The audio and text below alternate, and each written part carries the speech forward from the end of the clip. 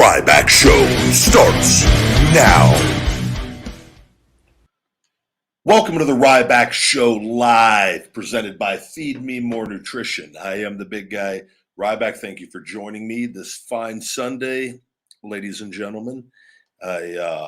Streaming on Instagram only here today. We're on Ryback TV on YouTube as we approach 400,000 subscribers. So thank you to everyone who is subscribing and has notifications on that get them. Twitch at Ryback Rules and Twitter at Ryback. No TikTok today. We'll talk about that in a second. And as always, this show is brought to you by Feed Me More Nutrition, my premium supplement line, sweetened with stevia and monk fruit, no artificial sweeteners or colors, vegan friendly for men and women, available on feedmemore.com. You can save 20% with a discount code RYBACKSHOW20. That's RYBACKSHOW20 on feedmemore.com. All right, let's get into things. We got big WrestleMania night 2. I watched all of night 1, and we'll talk about all that. We'll go over my picks that I picked yesterday. One of the matches, we'll talk about that got canceled due to time constraints that we'll yet to see if it's going to be on night 2. But first things first. So TikTok, after I did the Ryback show yesterday, I made one post and I was getting ready I had to leave, and I noticed I got a message on TikTok telling me I've been permanently banned from the platform. Now, mind you, I've had no violations. I have no pending violations or community guideline violations on that. And none of my posts have been flagged or removed or anything of that nature. So I'm not completely sure. I'm guessing possibly something with people reporting the account on the live, perhaps. But I'm kicked out of the account. So I've got my Feed Me More Nutrition account. The big guy Ryback22 TikTok account is still active, being shown to everybody. We're about to hit 2.6 million people on there.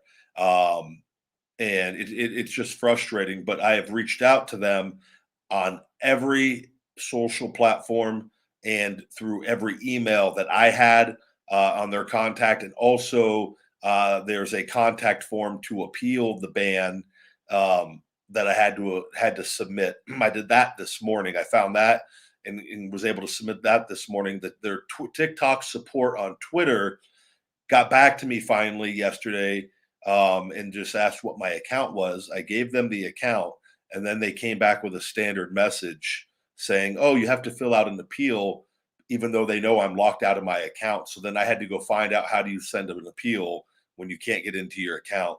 But we're going to wait. It's just frustrating. I was on pace to have the best month that I've ever had on there. And we'll have to see. I can't post or do anything. And it's the one platform now that was once again showing my content. And but just focus on what I can control at the time being. And all I know is I will not let that go. I will go to their headquarters if there are any issues of getting that account back. And I will do everything in my power. I've worked far too hard for 2.5, going on 3 years to get that to where it's at. And but focus on here and now. We'll see. Maybe I'm hoping at some point, any day. I'm hoping tomorrow they get back to me. And banned, and not told the reason why. It just says permanently banned and kicked out of the account. Like, I can't even get into it. And I just go, but nothing has been like, and I have a feeling that is something maybe from people reporting, which is very possible. There's, like, as you guys know, this is why I told you that it's bad when there's a portion of people out there, and you see it in the spammers and the things, and they have like chat forums dedicated to hating me. It is what it is on that. That's why I block and move on. But like, it's unfortunate that these platforms even allow that to even happen to begin with, which I've not experienced it with that. Like, on that, I go, how do you get permanently banned with no warning of not doing anything? None of your posts violated anything. It's odd. And it's just, but it's par for the course with everything I've dealt with the social media. I'm non-existent on Instagram, and I know you guys probably get sick of hearing it, but it's like, this is my life. in my business and my livelihood, and people are messing with it, and it's unfortunate. But with everything with the legal issues with WWE hopefully coming to a close, it's going to be a giant fu to everyone when it's all said and done. But let's get into the WrestleMania. And I know a lot of people that go, yeah, it is a joke, and there's people that go, yeah, screw them. You got to understand, I have a business. I'm not your everyday pro wrestler. I have a business that depends on social media. So you have to social media is a 100% necessity to success. There is no ifs, ands, or buts about it. Like, it is 100%. And then, other people are like, oh, screw social media, big guy. Just go back to TV. Again, you got it. I've had major injuries. What if I could never go back to TV again? This is important. I've got a family and people I need to take care of. So I have to fight this day in and day out. I can't just, like, if you just let people just kill your family and friends, hey, we're just going to start shooting. You got to fight back. And that's why, like, love and positivity, but you can't put up with BS. And I was like, this is a very serious matter. And these social platforms have, like, I'll wait and see what the approach is going to be on their end, and then we'll go from there. Hopefully, like I said, it's resolved. It's just odd. The account has had the best week I've had since in a long, long time. And then, bam, locked out. So, but we hopefully will. I do not let up on any of this stuff. I am on these people morning to night. Like, I just don't stop because I know what my goals are, and I go, oh, you're preventing me from my goals now. Now we need to get this resolved. I know I didn't do anything wrong. So let's, like, you guys ban that account like that without even looking at it. Let's get it back on like that, right? So, all right, enough of that. Let's move on. Let's go over the night one. So I was 5-2. On my predictions, there were supposed to be 8 matches. The Sheamus and Ridge Holland versus New Day got scrapped due to which I was wondering yesterday. I thought that was going to be on before the main event, and I go, oh, are they going to put that on before the main event? And then nothing happened, and we were into the main event with KO and Stone Cold with that. And but man, I really, really enjoyed the whole night, and it was. I thought night one that could just been the only night of WrestleMania, and I don't think there would have been. I'm sure definitely sure there would have been some complaints from the complaining portion of the audience that complains about everything. But, like, I absolutely loved it. I thought there were a lot of big moments throughout the show, but I think Cody and Seth, I thought that really, really stood out and delivered, and very happy for Cody on everything, on doing things the route that he went, and it, he had a lot of pressure on him, and went out there and delivered, and engaged the audience. And I thought he's always very good at incorporating certain things into his matches at the right time. And Seth is obviously always just on fire, right? And that was a good stylistic matchup with that, and I really, really enjoyed that. And I think, but that, and my favorite thing of the night, though, by far, was the Stone Cold KO segment. And I thought they told an amazing story in that, and really drew it out, which, that can go either really bad or it can go like it went. And when you have two guys, and you have to give KO a lot of credit, they, as well as Stone Cold, to be out for 19 years and to come back. You got to, and granted, he's done appearances for them and talking, but to know you're going to go out there on WrestleMania in front of all those people for your first time actually performing at 57 years old, and you've got a pretty decent talking portion out there on top of your entrance on that, right? With everything, and where everyone's kind of wondering, like, what are we going to get out of this main event? But and I mentioned it yesterday that I believed it was going to turn into a street fight, and just knowing what I know, that is the best way to do something like that, as you saw. And man, did they deliver. And Stone Cold, I was polling for him, knowing what I know, and talking to him a bit last couple of years on his injuries and everything. And I'm sure the audience, like, there was a point you're watching, you're like, you go, is he going to still be able to go? Is he going to get tired and fatigued? Is the old man like we don't want to see him embarrass himself? And I thought, like, I felt that watching it last night, that, and like it was in that, because raised the bar so high for so many people, and there were so many young people that grew up like I did that are now adults and watching and reliving their childhood with him. And we've seen that sometimes when they bring back people, that we get our hopes up sometimes, and it's not what they once were, right. And that's just the way that it is with that. There just comes a point in time, and depends on how people take care of themselves. But man, that didn't happen last night. And I'd go, man, is he going to start getting tired and fatigued? And they laid that whole thing out so well. And and the intensity was there when it needed to be there on everything. And I just loved how they structured the entire thing. And with him and just chugging beers, just the old school vet coming back and shutting up the bad guy, trashing his home state. And does he still have it? And they told that story. They did it in the lead up to it, and they did it out there again with KO going out and bashing the crowd, and Steve, and you could see it, that like, you're like, what is it? The tension was building, or like, how are they going to do this?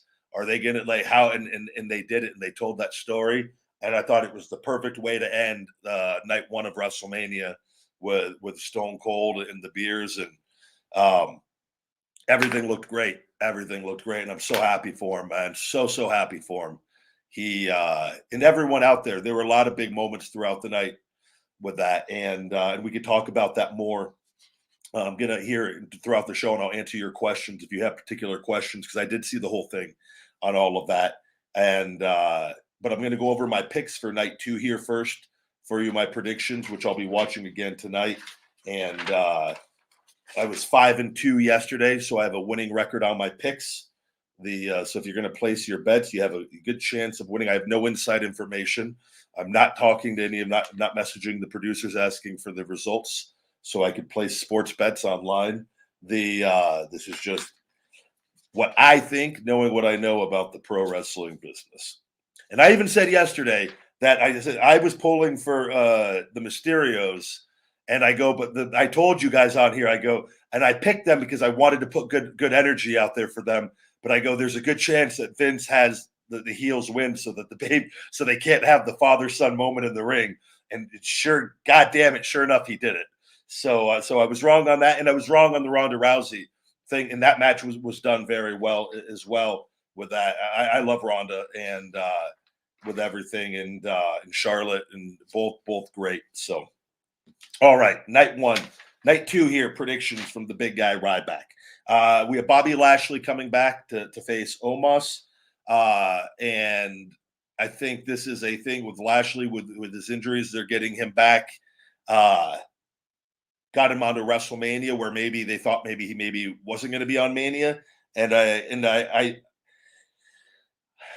I can't see Omos losing yet with what they're doing with him. I think, but knowing how they've done things where he could lose or gets like counted out. I hope they don't do anything like that. I think he needs a big win over Lashley. I think Lashley, if they do it right, it could be done.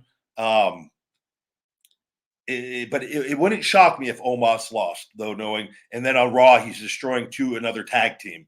Like it would, we've seen it.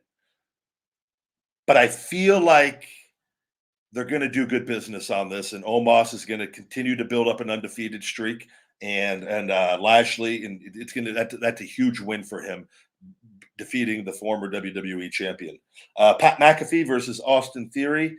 I think, I don't know if this is over with yet. If this is a one and done, I'm going to go with McAfee on this. But if this is a bit of a longer angle, I wouldn't be shocked, and they decide to do one or two pay-per-views out of this. I could see Austin winning. I'm going to pick Pat McAfee, though. I think they have a lot invested in him and his show, and I think with Austin Theory and the Vince McMahon storyline, I think it's You know what? I'm changing my pick. I'm going to go with Austin Theory.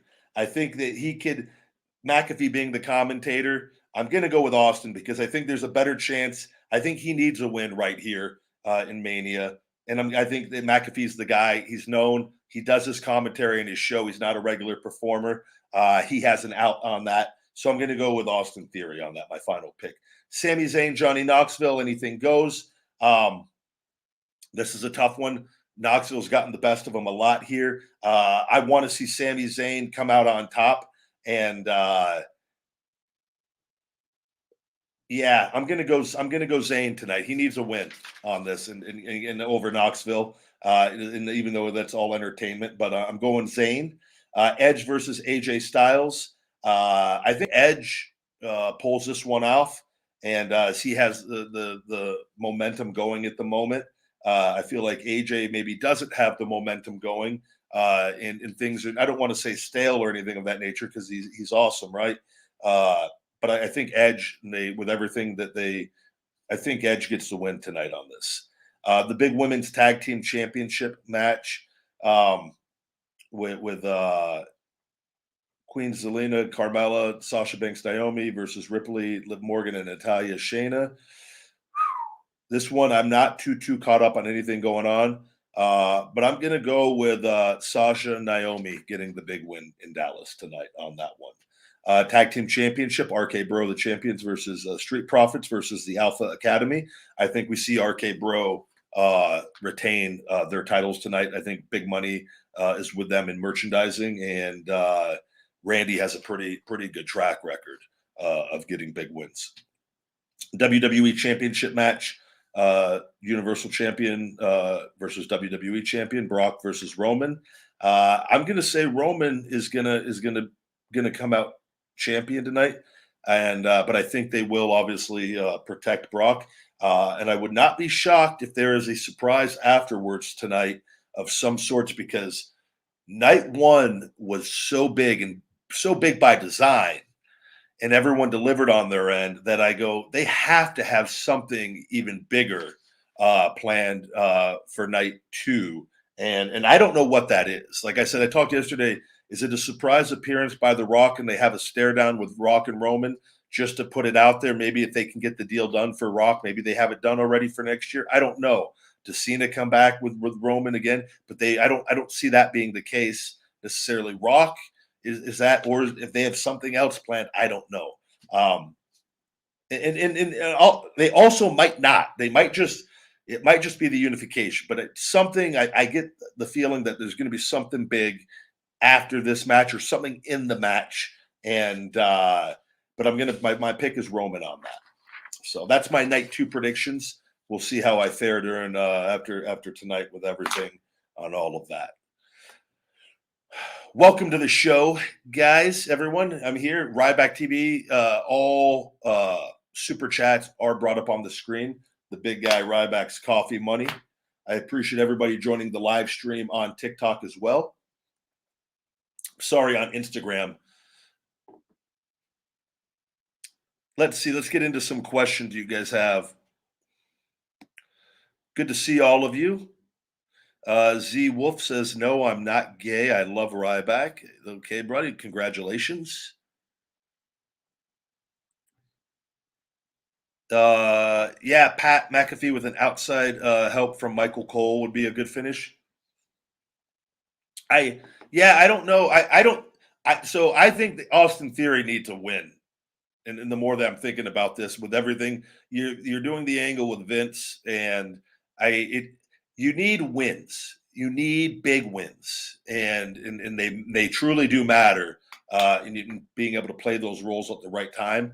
And with Pat not being a regular time performer, he does not need the victory. He does nothing. He's already the top rated podcast. He's kicking ass on the commentary booth. He doesn't need there's no long-term booking with this. So I think it was a way to get more with what he's doing, more publicity for the show, get some crossover stuff with Brock and Vince on the show, right? And they put a lot of wrestlers on there and different things. But I think Austin comes out on top. Theory.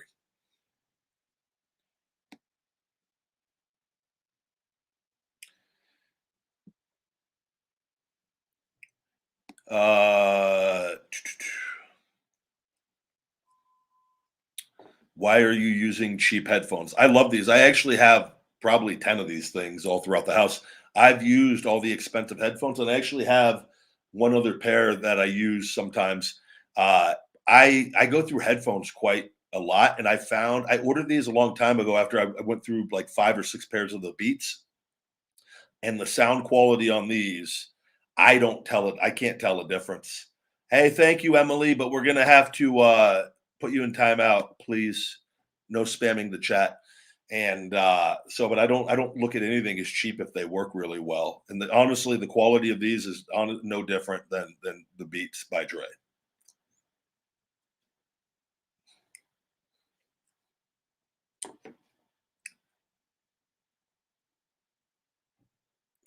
Some interesting people.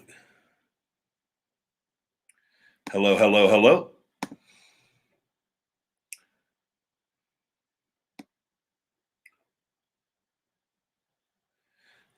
I do not know what show Cody is going to. Um, I would imagine he's going to Raw though.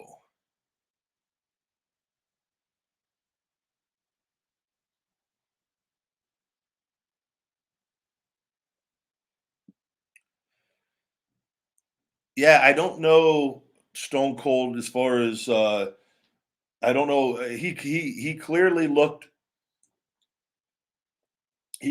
great to me for especially I feel like this whole thing was not I'm sure I don't know how much notice he had with all everything, but with all his injuries and his back, his neck, his knees, legitimate, like real that were bad when he was in his 30s, you know, he and being 57, man, I was just I think everyone it was I I I I was so happy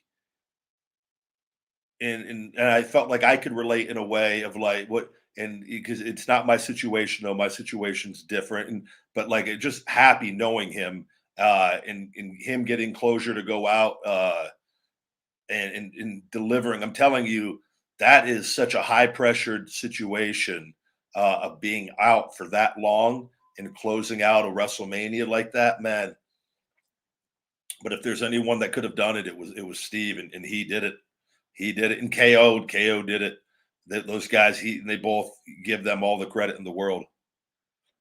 But yeah, I tell you, it was very motivating. It really, like, it tells me like I'm 40 and feel better than I felt since my 20s, and I just watched a 57-year-old ass kicking, beer chugging, Stone Cold Steve Austin come back and perform at a very, very high level again. And granted, it wasn't your typical stereotypical wrestling match, but it never needed to be that. It was exactly as advertised, plus and a whole lot more. But what I thought it was going to be to begin with in a street fight, and damn it, they pulled it off. I thought for a moment, Steve, I would have really enjoyed it if when they had the on the SUV or not the SUV, the four wheeler. If they would have, I thought when he was going up the stage, I thought there was a chance. I go, are they going to go run through the stage like when I ran Cena through at the because they can gimmick it, and I go that would have been badass if they could have just drove off of the thing and it explodes. You would have had to go into the finish at some point with that, or that is the finish. But that would have been a hell of a way to close out the show. But you needed stunners to go to close the show. My stomach was getting bloated just watching Steve drink all the beers though. And I know he's spitting a lot of it out, but he's drank a lot. That guy, he went through a serious amount of beer.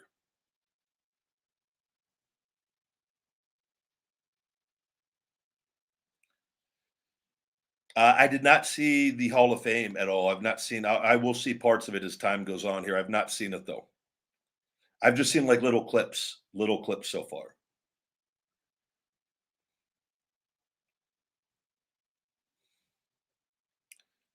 Who do I think is better, Conor or Khabib? I really, really enjoyed their fight. I thought Conor did as well as anyone could have done against Khabib. Khabib is a monster, though. Khabib is a monster, and that was very personal for him. You know, I don't. I'm pulling for Conor to come back over his injury and see if he. I think. I think. and I know a lot of people with the ratings, and he's been out, but he's such a huge draw. His losses are coming to the top tier opponents, by the way. In the he hasn't. It's not nowhere near as what like. And Rogan talks about it all the time. Like the guy is just a tremendous competitor, and he went into his last fight with a broken leg already with that. And I know what that is like because I've done that, and I kept wrestling with my ankle dangling, and that guy no fear throwing kicks with a fractured shin bone already, tibula, and I'm just like, you guys, man, that guy's he's a different breed, and he I comes back, and if he fights Oliveira for the title and he wins, Jesus, I just think, and they know they can get some big fights with him, and but man, you're fighting the absolute, he's fighting the absolute best in the world with that in his division, right? So I'm pulling for him, but you know what? I'll tell you though, it's not. When you have a certain level of money and he has a business, he has a lot of people around him as well, and a lot of help, I would imagine, and support with all the business ventures and the entrepreneurship that he's doing. And I love it. I love it. But I will say you have to have all your P's and Q's in order. You can actually have better training having all that money because you could get your schedule and you have access to recovery, things that you didn't have when you were younger. But at the same time, the power of being hungry, which I don't think has ever been a question for him. But and we've seen it with greats that can overcome it, and he's overcome it in the past. But in that game, you're dealing with people, they know what's at stake. Wins over Conor McGregor. So Conor McGregor fighting anybody isn't necessarily elevating Conor in like life or financially, right? So, but even though he doesn't, but the guys that are fighting him gain so much from beating him. So they're training even hungrier than ever. It really makes it even more difficult for him. So, but he's human just like anybody else, and anybody could beat anybody in that game any given night. And it's the one you could be the greatest thing in the world, and then your next fight you're not, and but you might only have one or two of those moments, and then you just choose it. It's over, and it's like people, you got to respect that, and it's the courage they have to go out there and do that, and to compete, and that's oftentimes a lot of fans understand that, and then you have the portion of people that live in fear that don't understand it, that criticize and attack and turn on people in a heartbeat, and you just got to shut them out and block them out and keep moving forward. William Super Chat Schaefer, what's going on, buddy? What do you think of Tiger Woods making a comeback? So I know he's had a lot of injuries and a lot of setbacks, and um, he's had a lot of like back surgeries and different the leg surgery. Uh, Not an easy thing to overcome. I believe he's playing in the Masters now, right? That he's not. He's is that correct on that? But I'm not. I haven't looked at what's going on here lately with everything. But he loves golf. He's continuing to play. He has his son, who I think is going to be a beast, already is, and just going to continue to develop and get better. And who's better to have as a coach than your dad, Tiger Woods? Like, right? And so I'm pulling for him as well. But my thing is, once you have back surgery, you're never the same. Never the same. And even though you could have great moments, I think, and if you look at the things he's had, like with pain pills, and that's like kind of tied into the wrestlers that get injured that have the surgeries and then live on the pain pills, and it leads to other problems, right? And I think we've seen that in him as well. And you know, living in pain, and it's in trying to still be who you were, a very difficult thing. And so I hope that whatever he does, he stays healthy and is pain free, or manages the pain as well as possible, and could be there to for his son, and to help pass on that legacy to his son. And I think he will. I think he will. I think that will keep him. I think that's probably what has kept him and will keep him in line, is having that his son around him, right?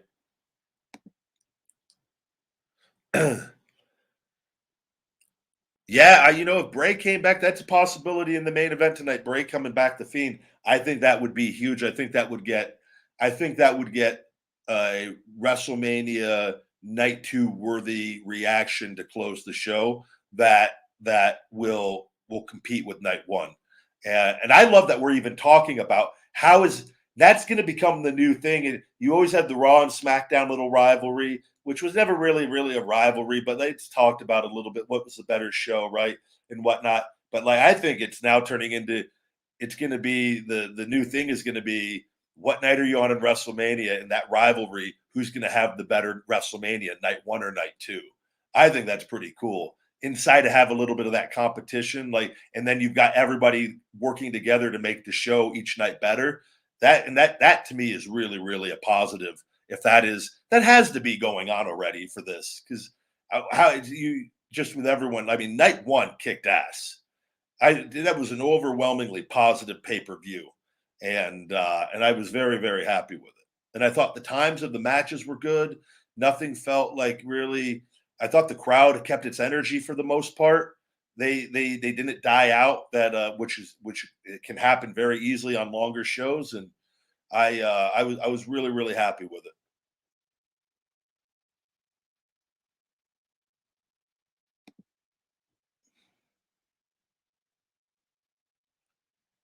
I talk positively about wrestling, and you see, brother, I think when you say like, "Oh, Ryback talking positive about WWE, what's going on?" I'm talking positive about the matches and what's going on. Something I've done from day one, by the way, on that. But I tell the truth on my stuff and my circumstances and what's going on. And you got to have the brain cells, brother. You got to have the brain cells, brother, to be able to distinguish that. And I've done it from the beginning. Just because you look at some dirt sheets and you think you have things figured out, and you read some negative things and a lot of things taken out of context, if you actually watch and listen, it's 99% overwhelmingly positive on just stuff in general. And then when I tell the truth on things going on, and then you want to take that and run with that in whatever direction you want to go. But man, you got to be able to understand that.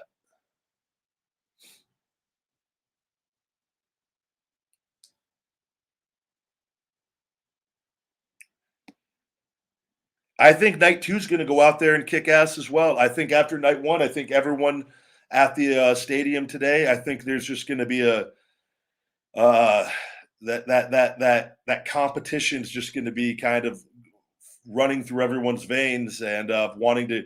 I don't think anyone wants to be on the card of night two now and be like, night one was the real WrestleMania, night two didn't deliver.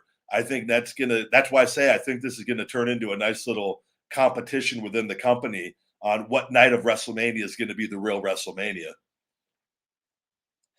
Night one, man, I wouldn't want to bet against it right now. I wouldn't want to be in that position.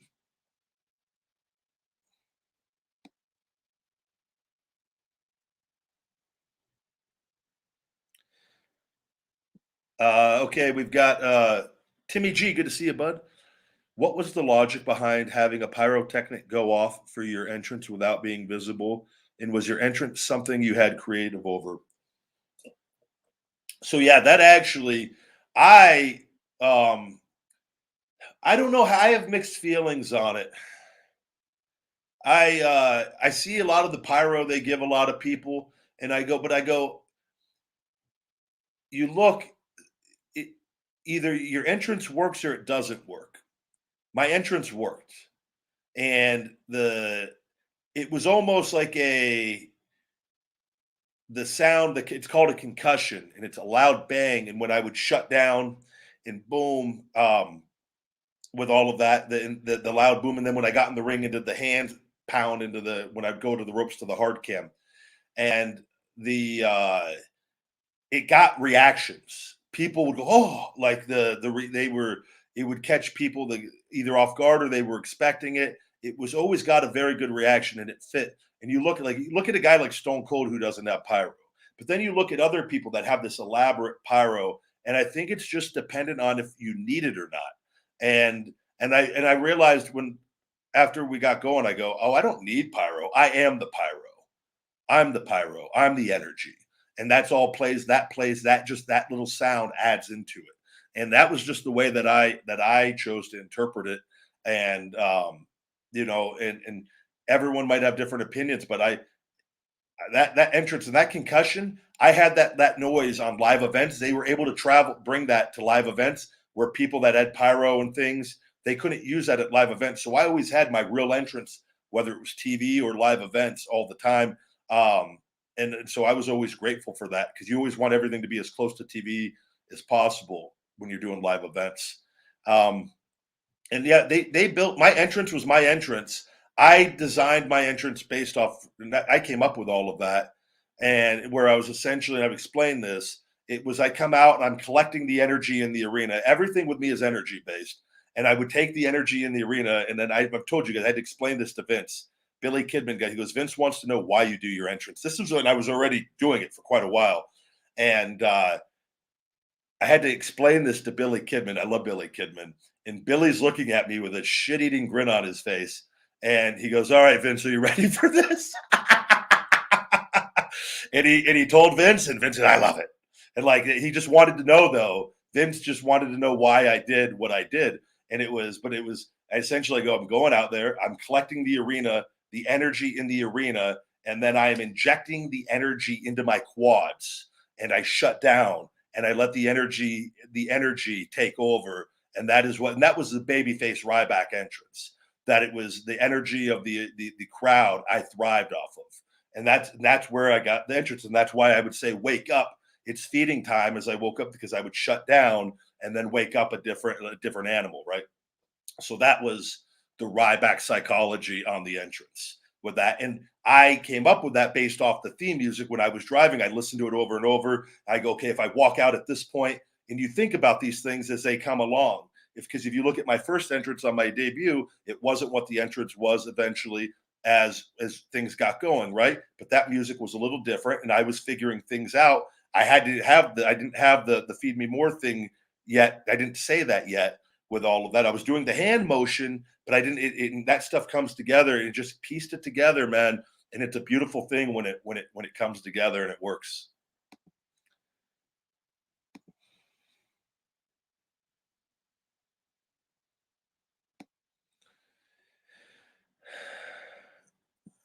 We're gonna block, brother. Just too many weirdos in here. We've got a decent little amount of people here in Ryback TV. Thank you, guys.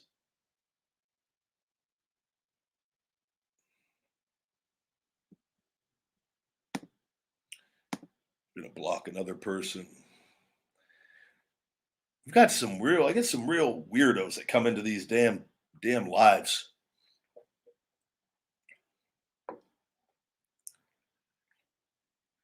I will decide and have conversations about my wrestling future once I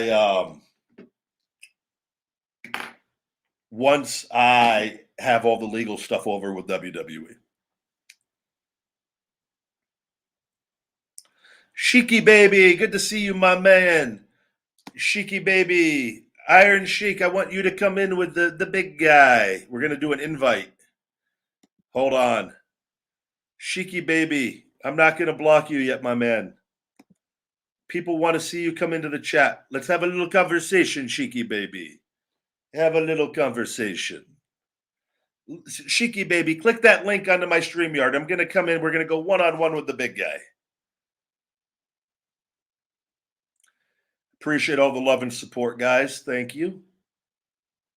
So not offended easily at all. I would say I'm the most laid back, fun loving person. I don't allow people to disrespect me that I can't punch in the face. So I just simply block and move on, and it's your loss with that. And I think it's the best part is I have no hate with any of it. People get so upset getting blocked. I think it's hilarious that if you're going to go onto someone's thing and just try to be just an asshole, and then my thing is, well, okay, I can't control how you're going to act on this thing. You're not doing it to my face. And so we just block you and let you go about your business with everything, right? And then you think that you need to then feel better because you're insecure about the block. So you go, oh, they're offended really easily.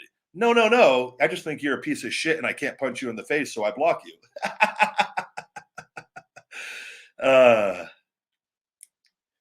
And I say, because I've never met a bad fan in person. I meet great people all the time.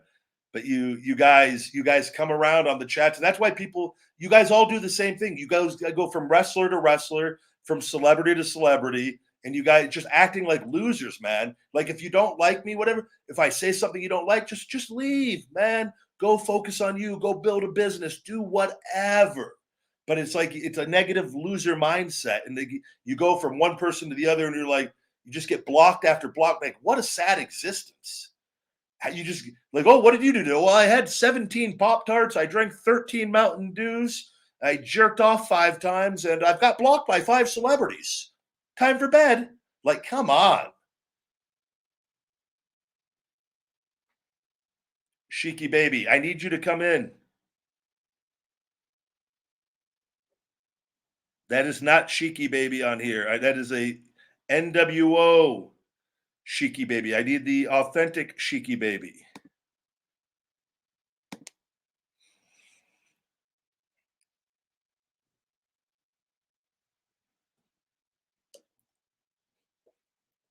No, I did not hear about that guy disrespecting me again, and I don't care. Nothing that comes out of his mouth is true, and I'm just not. He just non-existent to me. If he had a conversation with me, I would destroy him on the air. Like because I'm telling you, everything he says is a lie, and I would destroy him with facts. He's a coward. He's never once called me. He's never texted me. He is a coward. I don't even have his number. He's a coward. We just move on.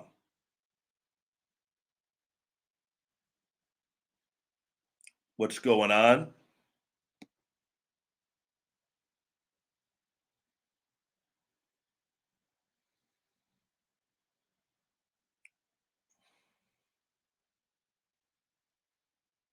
You heard Vince is buying AEW. I have not heard that.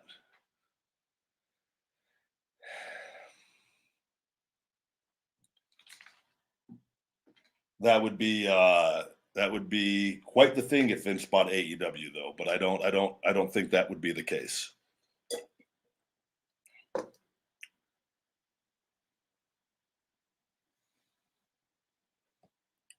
Hello, good to see all of you. What other questions do we have? Super chats are brought up on the screen.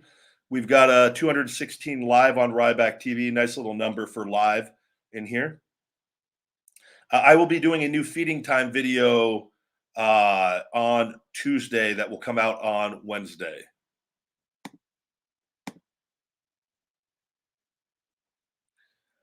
Yeah, Walter. Yeah, 3 days of the Ryback show. Well, in all fairness, too, I told you, and I got banned on TikTok until I get it fixed.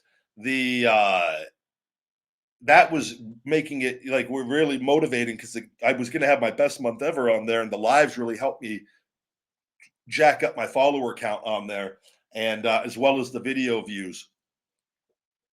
What we're not able to stream on there today. But yeah, I figured too with WrestleMania, everyone gets excited, and I really enjoyed yesterday's show and the predictions doing the show. It makes it a little more fun. So because it was I haven't just the last two. I watched the last pay-per-view with Peacock and this one here. So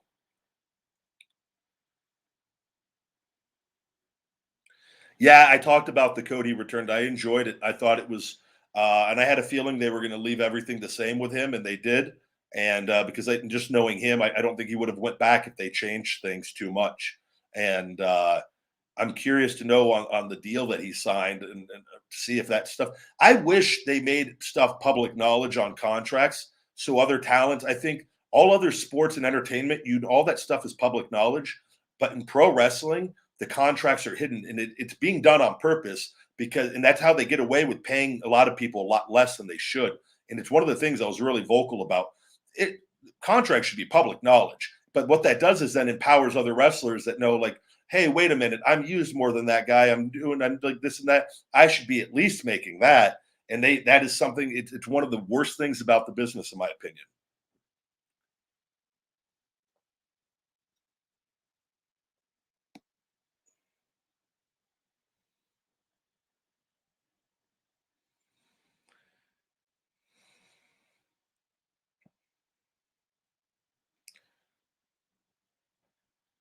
Let's see, what else do we have?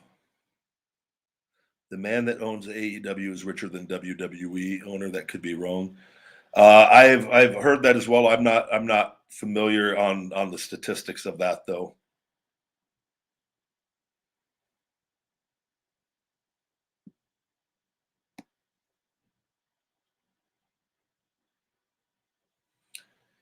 Robbie asked how'd they ban me on TikTok, brother. I did. I made my last post. All my posts are up, and it was what's your rapper name on that. I did my Ryback live show. I streamed it on there. That went up. I made a post. And then I was in my kitchen and I was getting ready to leave the house, and I checked the app, and I got a notification saying you were permanently banned uh, for repeated violations. And I go, repeated violations? I haven't had any violations on that. And I remember there was a week violation that got overturned.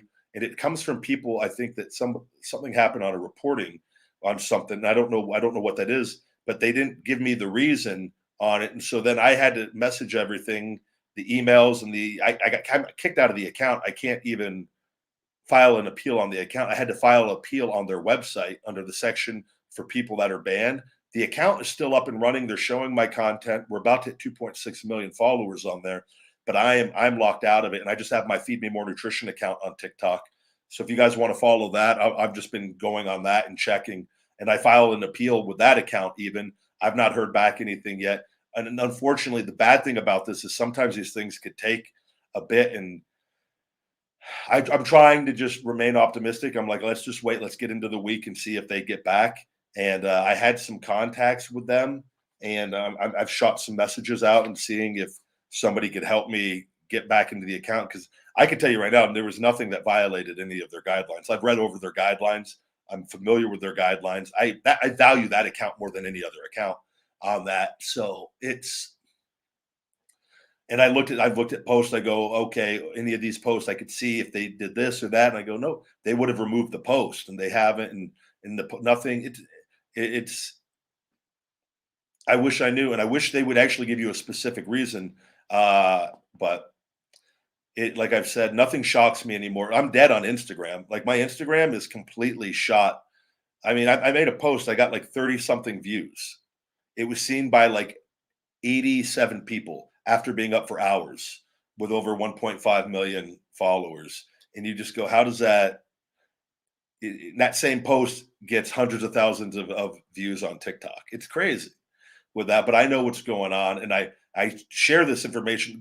And this was years of communicating with these companies behind the scenes. That's why I'm vocal with it now, because what I was doing wasn't working. So it's like, well, I just got to be public with it, so at least people that follow me know what's going on. But even Twitter, even post on Twitter that, even like if I tweeted about Stone Cold last night, and it looks like it does like decent. Only barely over 1% of my following even saw that post, impression wise. That was, and I can't get the traction. Nothing will go viral on there because nothing's being seen. The only way anything on that platform gets seen is if it's something where dirt sheets will pick up, and then they get the clicks through that, and it's the people that don't like me already usually that share it and retweet it, and that's how the numbers go get up on a few posts, like the Triple H post. That was the only reason that posted even remotely decent, which even that wasn't that good. Like, that would have been just like a normal post if everything was normal. But that's what I'm dealing with, and I've realized, and I've learned to use that and do things with like promotions for the website and the supplements with that. But it's a frustrating thing having a business and encountering this. But at the same time, I use it for motivation with that. And I fully intend, I swear to God, like the moment I'm back, I'm going to schedule meetings at the headquarters, and I'm going to be so vocal. I promise you, I'm going to get something really big out of this. I promise you with it. And because I'm going to be in a position to do so at some point in time. And I do not forget. I will forgive at some point, but I do not forget.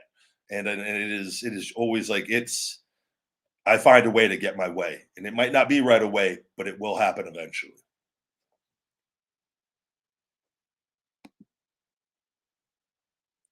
All right, Shiki baby, I'm going to let you go ahead and make another account. We're going to block you. Uh-oh, what happened to the comment section with Shiki baby? Well, we may have let me see here. All right, we've got the comments back. I thought all the comments got deleted. Good question here. Do you think WWE will give Cody the unified title after the Reigns and Lesnar feud? No, I don't. I think Cody is, with everything going on and with his and coming from the family that he comes from, I think his goal is to win the WWE championship. And I have no doubt that Cody signed a deal that is beneficial for him and his family. That was where I think it's going to be used significantly better. I would hope so, anyways. But I would not be shocked if at some point in time if things went south and his booking got really bad. I also would not be shocked. And that's just me knowing what I know and how things work. If he signed a deal where they ultimately have creative control in the decision making, but I do believe they're gonna. I don't think that's gonna happen. I want to believe that's not gonna happen, but I wouldn't be surprised if at some point it did. And that's just. But he knows the deal that he signed, and I don't think he would. I don't know, take that risk. But at the same time, if the goal is the WWE Championship, and that's the goal, he may have. So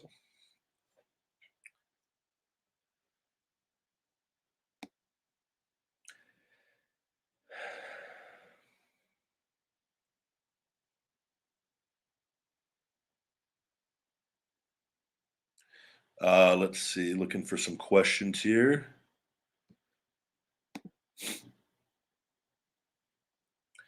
Uh, hold on, let me take a look here and see. Um,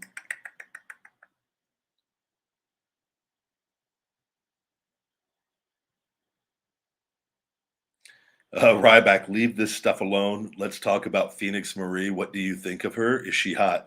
Yeah, Phoenix. I actually just talked to Phoenix yesterday again. I talked to her while I was watching WrestleMania. She wants to go get food this week again. I'll probably go see her at some point Wednesday or Friday this week.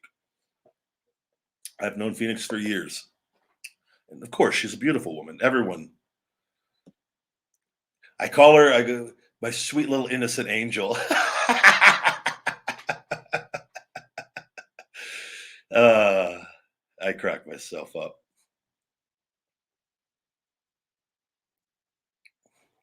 Jose, would I ever go skydiving sometime? And are you afraid of heights? Absolutely not.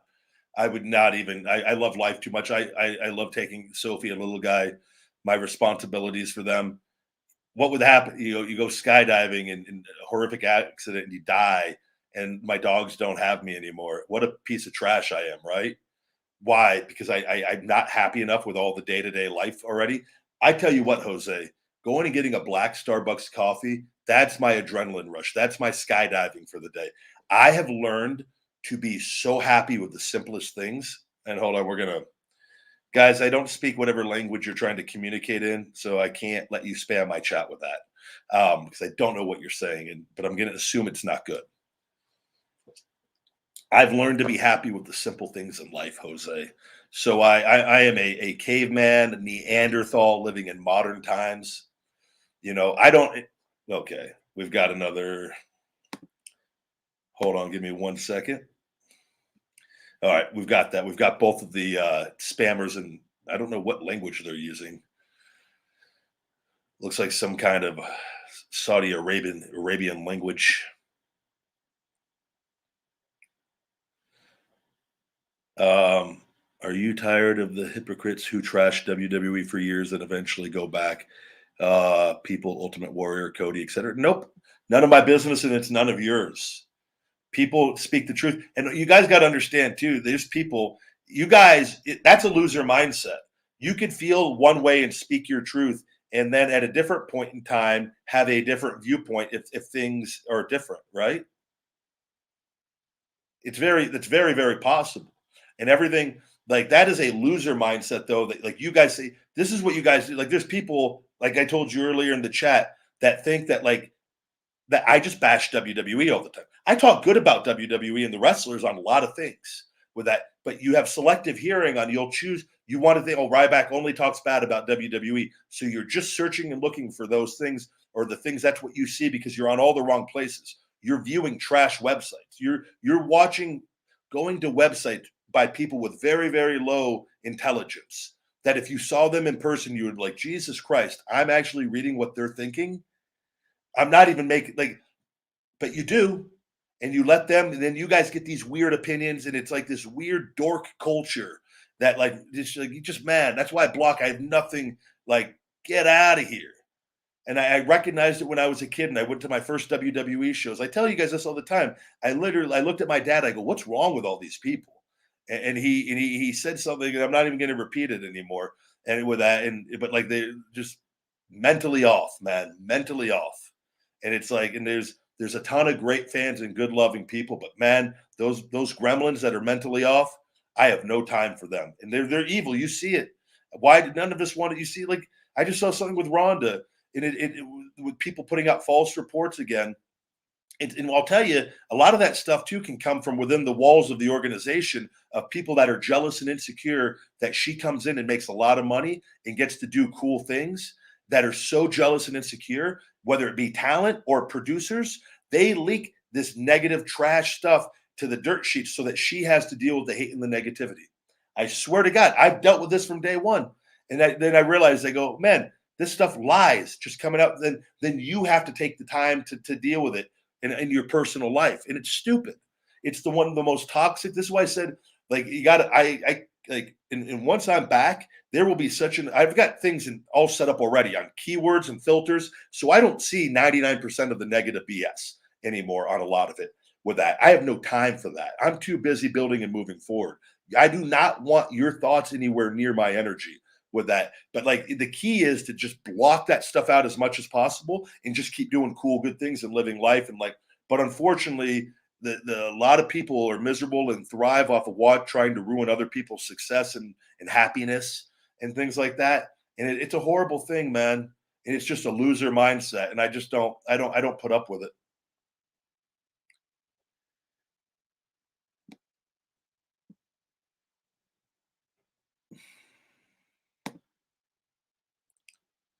What other questions do we got today, guys?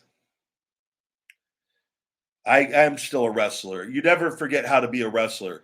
I've trained and kept myself in shape. I'm in the best conditioning I've ever been in. And once everything is over and the legal stuff and the shoulders, I could do pull-ups for the first time again. I haven't been able to do pull-ups in years. And like, I'm getting stronger and more muscular every week. And like, when my shoulder and the tissue is breaking down in the areas I need it, it's just, it's never been overcome before. I'm in a very good place. I'm in a very good place professionally, business wise. And I believe it's going to be great for a very, very cool opportunity at some point in time. I'm 40. I've got no gray hairs. I'm in the best shape, guys. I'm not worried I take care of myself. I have no aches or pains. My back is 100%. You know, it's not a story of me coming back in my late 50s or 60s. It's coming back for my prime. And all the guys that are there and beat themselves up, I'm completely recharged and refreshed, and I will back it up. I will back it up. And I've everything I've said, I always back up on that, and I will back that up because I'm confident in my abilities and my ability to work. We've got a new Rybacker in the house. Thank you. Oh, Fa Dieting. Good to see you in here again, buddy.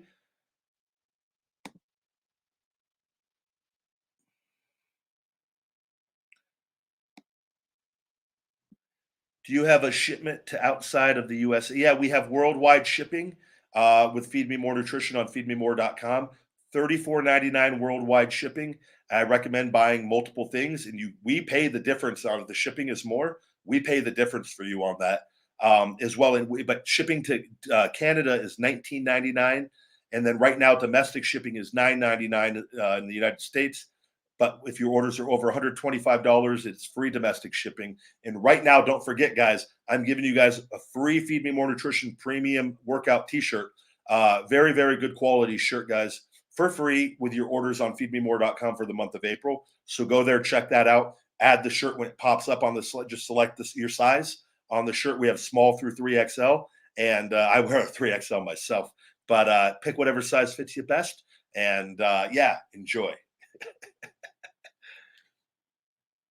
What do I think the future is? I don't have my magic 8 ball with me, so okay, that's a hell of a question to get kicked out of here on and spamming, but thank you. What do you think? Man, I tell you guys, some of the things, if you're gonna get kicked out of here, come on, make it worth my while. What do I think the future is? Jesus. I think it's gonna be good. But you couldn't hear it because you've been blocked. You can't even get to hear your own question. Where'd that other super chat go? I see I'm missing a super chat here. Hold on. Do, do, do. Ah, here it is. The Resident Evil AMC says, hello, how are you, my friend? I'm doing very well and looking forward to enjoying my coffee, doing a little Ryback show with you guys, and looking forward to night 2 of WrestleMania tonight, 5 p.m. here Pacific time, 8 Eastern. Hope you're doing well. Thank you for the super chat, buddy. Super chats are brought up on the screen, guys, if you have a question that must be answered. Iron Shiki baby's back. I own you. You make the big guy humble, Shiki baby. Let's go to IG. Do we have a question on IG here? Doing Instagram streaming. Thank you for this is boring. Well, I appreciate you staying in here watching it being boring. Welcome to the Ryback Show. Hashtag boring.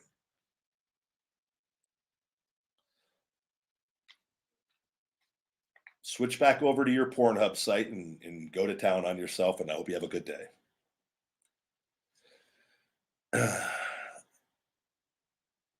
Do I think Undertaker's going to come back at some point? You know, after him saying never say never tells me that I think the fact that he said that is, if the right situation comes along, that he's possibly thinking about it. And I bet you now, after watching Stone Cold go out there and kicking ass at 57 and with his injuries and just knowing the competitive spirit of people and all those people are all in the same class together, man, it wouldn't shock me.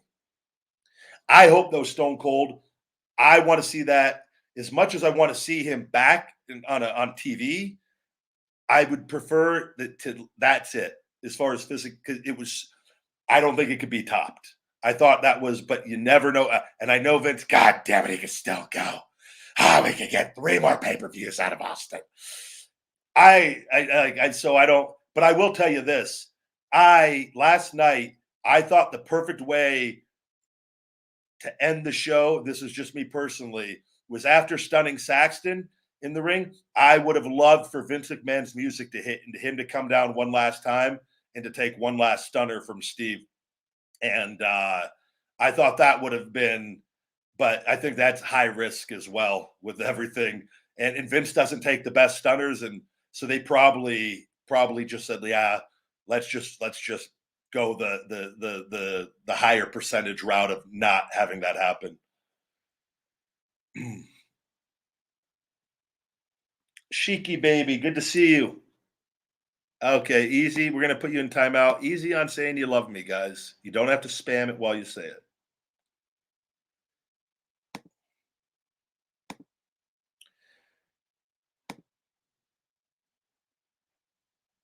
If AEW and WWE face each other, buddy, you have 2 different promoters that then have to interact and decide how they want that to go, which is a very difficult thing to ever happen. Because ultimately one show has to come out better than the other show typically on that. And do you think any of them want to do that to their product?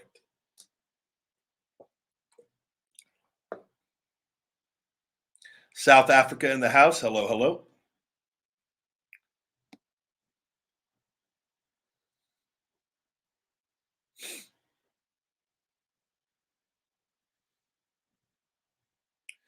Yeah, Walter. I think this is a fake Iron Shiki. I don't think this isn't the same talk. Iron Shiki just says I own you, by the way. This Shiki baby's calling me daddy. This is an NWO fraud, Iron Sheik. So I'm not going for it. Somebody changed their name to Iron Sheik and is trying to go live with me. And it's the guy that was calling me, the Z guy that was calling me daddy yesterday. I'm telling you, we've got a very dedicated following that likes getting blocked and coming back.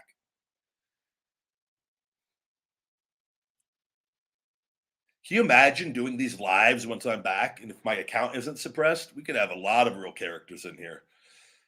I could be on bus just doing this, just talking to thousands of weirdos.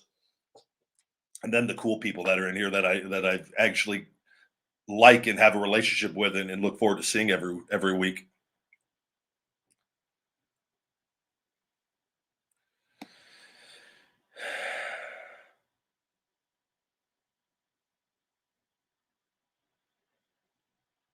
Let's see. Do we have any other questions on here?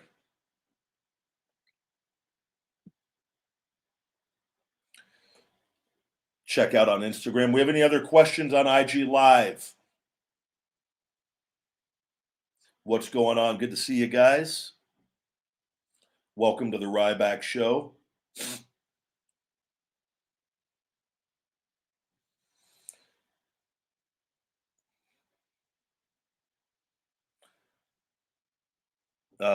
Yeah, Bianca Belair and Becky Lynch. I really enjoyed that match as well. I thought it was great storytelling, and Bianca getting the win after what happened with their previous encounter and losing really quickly to Becky. They put on a hell of a match. Bianca, and I told you guys I really love her energy. She is a badass too. Her build, everything, her look, just marketable. If as a promoter, they gotta love having her on the roster. And I can't imagine that she has to be making them a considerable amount of money from merchandising and action figures. And she's just to me a hell of a look. She's in like but beautiful, but can like just go. She's built, man, strong. The stuff she does is very impressive. I love power wrestling, power hybrid wrestling, and people with because I believe that ultimately, at the end of the day, sheer power can overcome so much. Power with endurance can overcome pretty much anything in the world. And then you put power, endurance with skill, an unstoppable combo.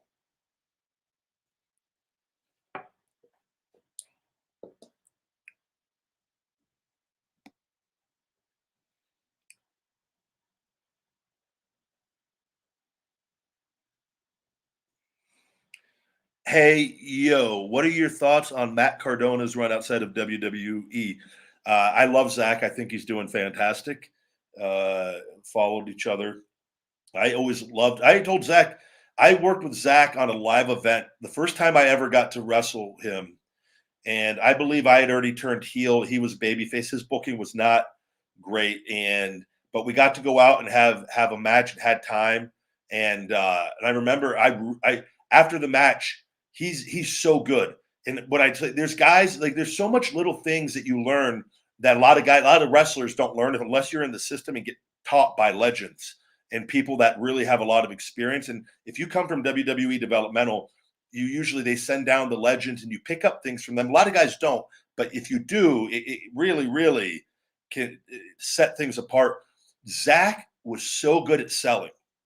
And what I mean by that is he had a good flow to him when he was selling and getting beaten up and opening up and allowing to where putting offense on him was just effortless because there was always an opportunity. He wasn't he's very fluid and he's very good in the ring.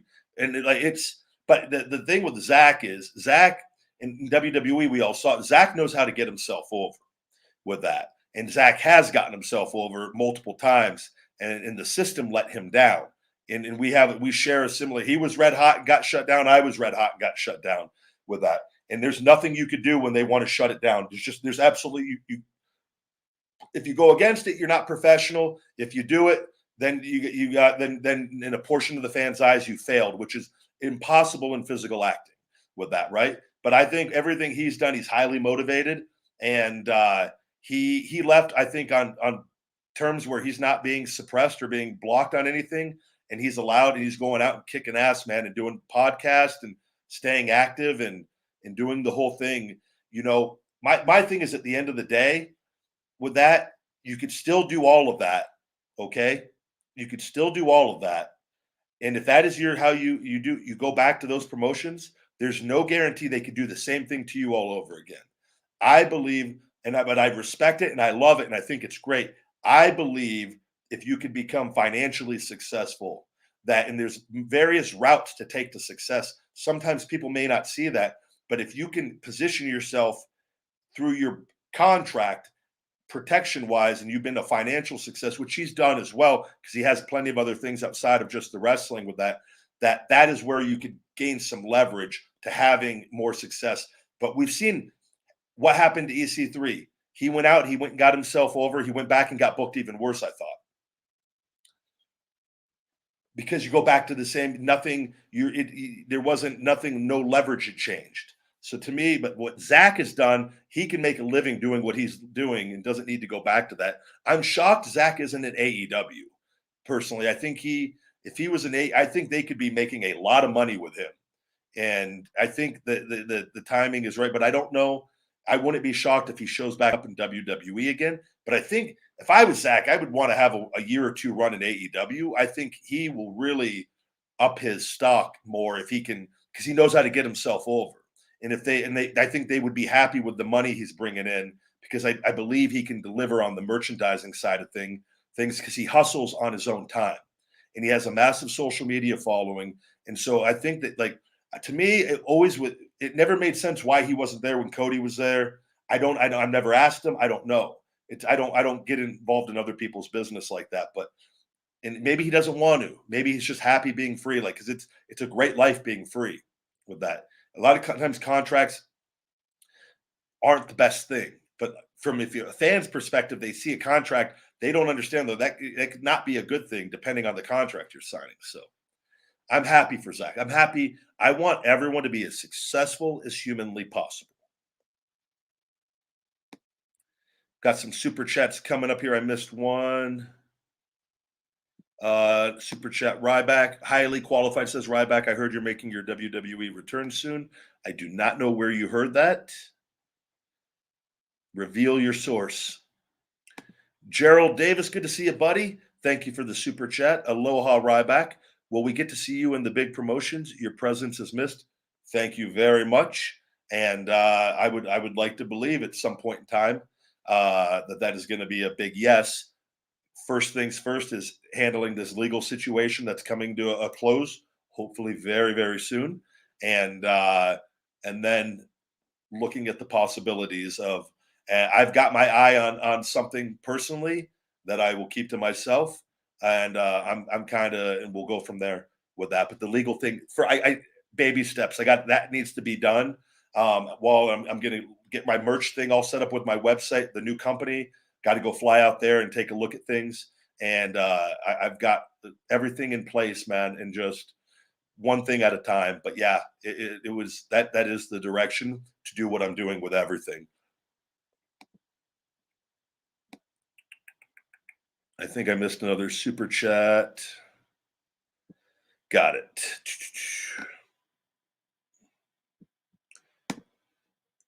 Rebel Eric, what do you think about Logan Paul? I feel like he didn't sell any moves, but could be very good. Great. I'm glad you brought this up. I actually wanted to talk about this. I loved his ring gear. I loved everything with him and Miz.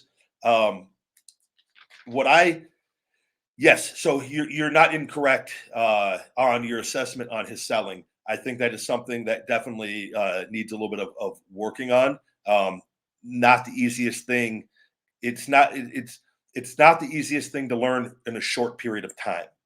Unless you understand, I don't know how big of a fan he is of pro wrestling, but oftentimes you're taking a guy who's competing in real, in like as far as boxing and in physical contact, where you don't want to show pain.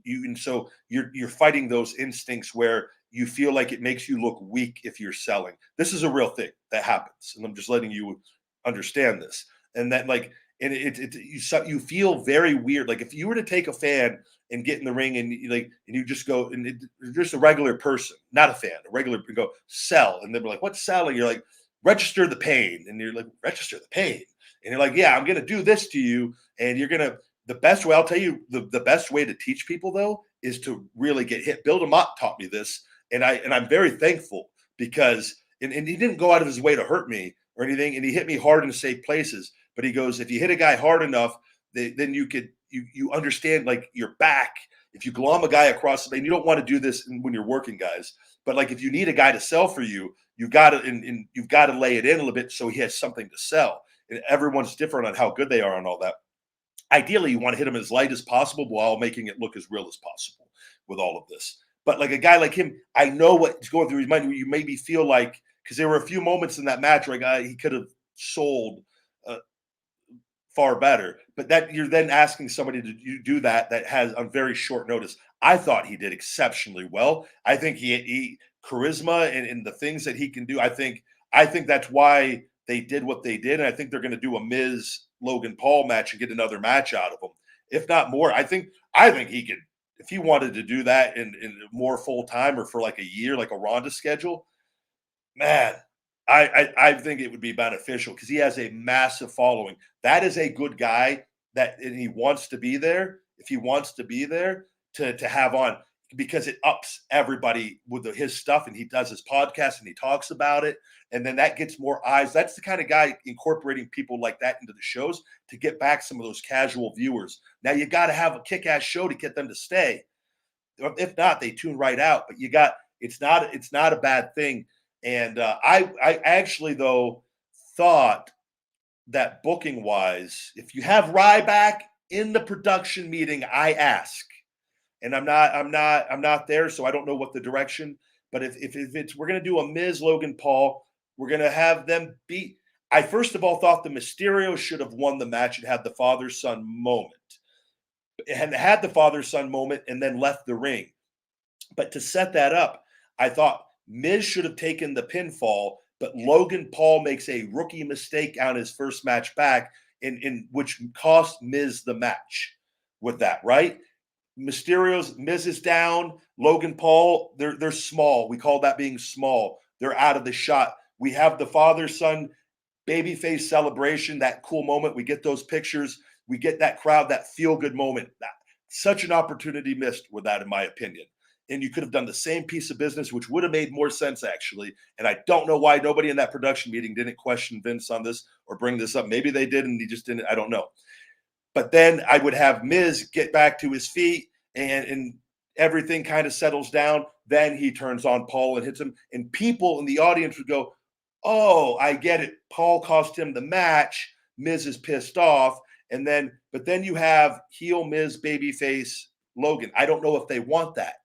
Right. So maybe, and there's a lot of things I don't know on where the direction they're going on that, even though I think Miz needs to be the heel with that. And I thought that would have been a great way to keep Miz the heel, but I don't know. I don't know what they're going to do. Maybe it's going to blow over and they're going to stay together. I don't know, but that's what I would have suggested if I'm watching this, to make it make more sense. Because the more things make sense in a world that don't make sense, the more we could buy into it. Ryback psychology. Sorry, we had to throw another shell shock out there, guys. Great question, though, Rebel. Thank you very much for that. I love good questions I can really sink my teeth into.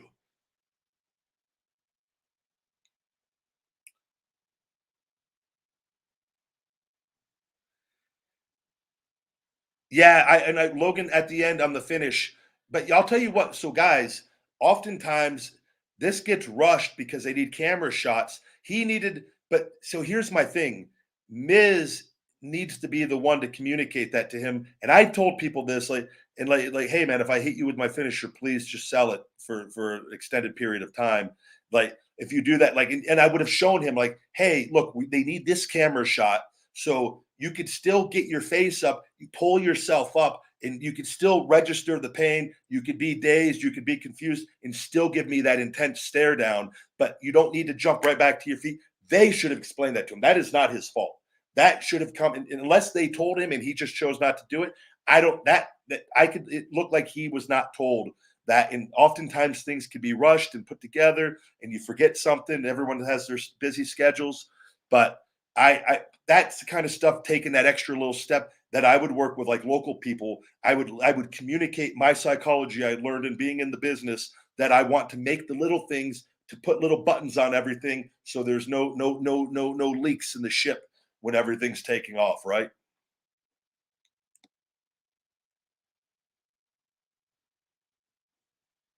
I missed a super chat here. I'm finding it. Give me 1 second, guys. Let me see where that went. Don, Tony, first time catching the show live. Appreciate you always being brutally honest and blunt. Something you don't see much anymore. Don, Tony, thank you very much, my man. And I'm just me. I work for myself. I'm free, and I'm not. And I find I always try to. I'm very fair, and I just give my opinion based off of what I know, and speak. There you are. I like to always put the super chats on the screen there, so you guys, if anybody chooses to follow you guys. But I just always try to do my best, man, and speak honestly. I try to speak as positively as possible, while also though speaking the truth.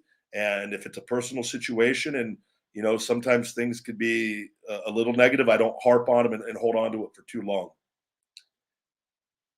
I appreciate the love and support, though, Don. Thank you, buddy.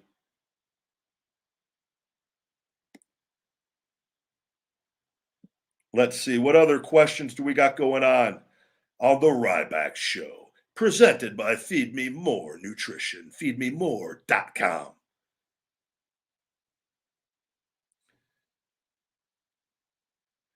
Bray is in Dallas. Bray Wyatt is in Dallas, and I would not be shocked if he did come back tonight. I honestly, because of him not signing with anywhere, and I believe there was stuff going on. I think it would be a perfect way. I think it would be great to get the Fiend back if he ended Roman Reigns' title reign eventually, and you get a big moneymaker back with Bray. I think people would be filled with joy and happiness to see him back.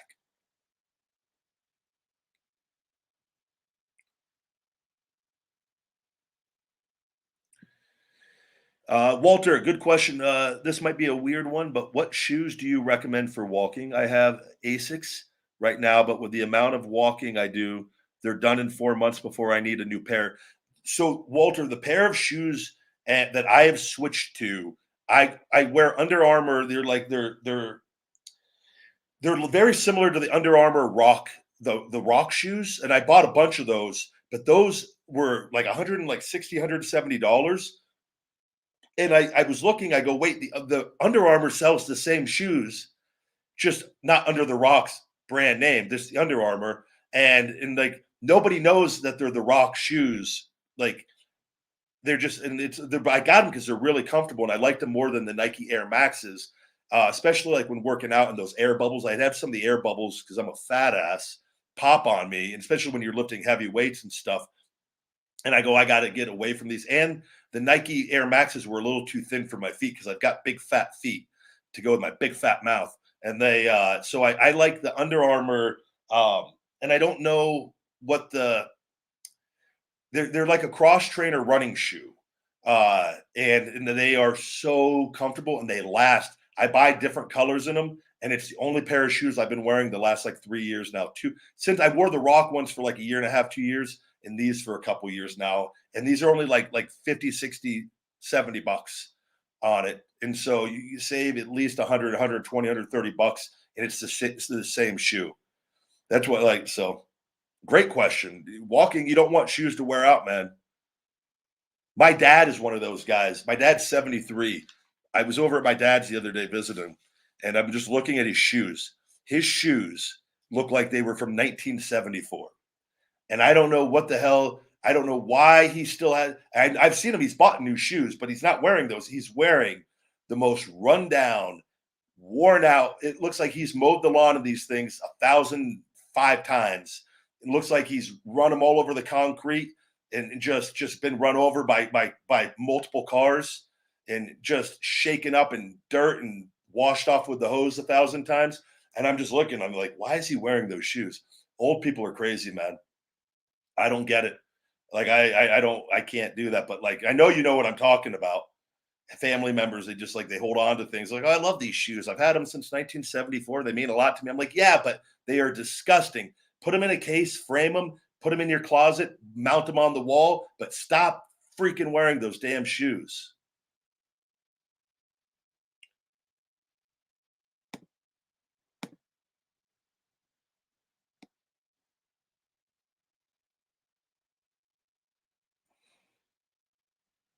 Looking at these questions here.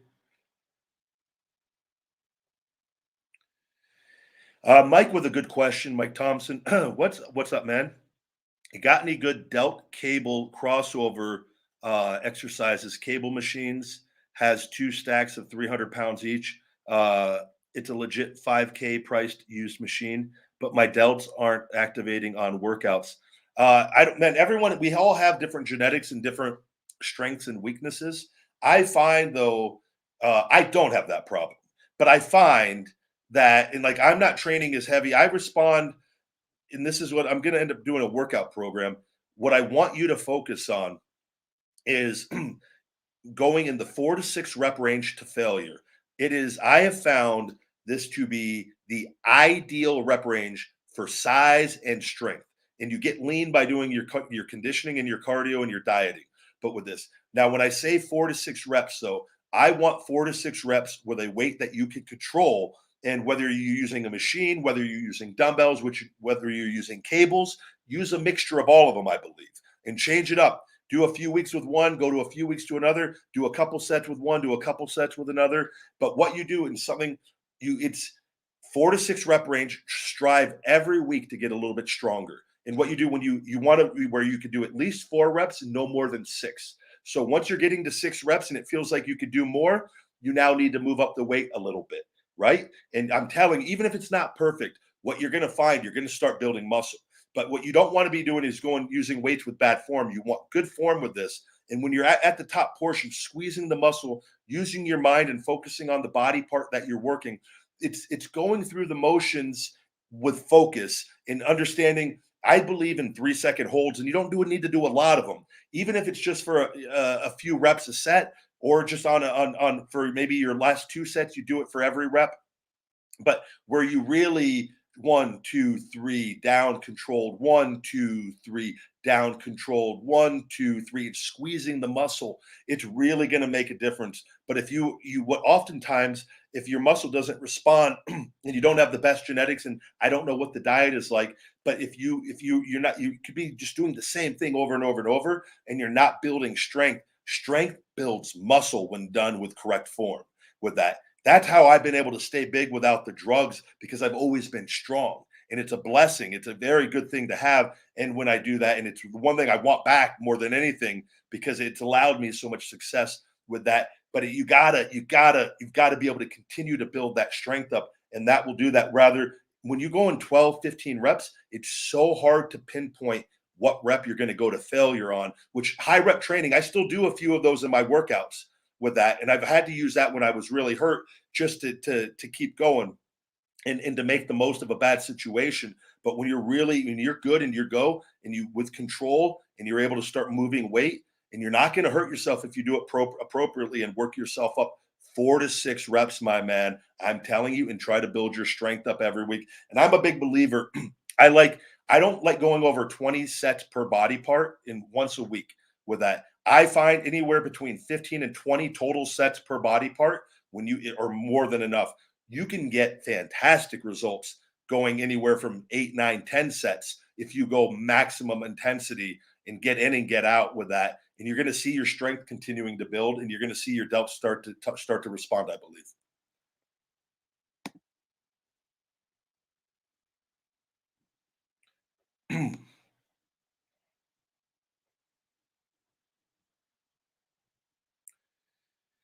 I don't know if I'm going to be able to go live tomorrow. I'm going to have to wait and see. If I can, I will.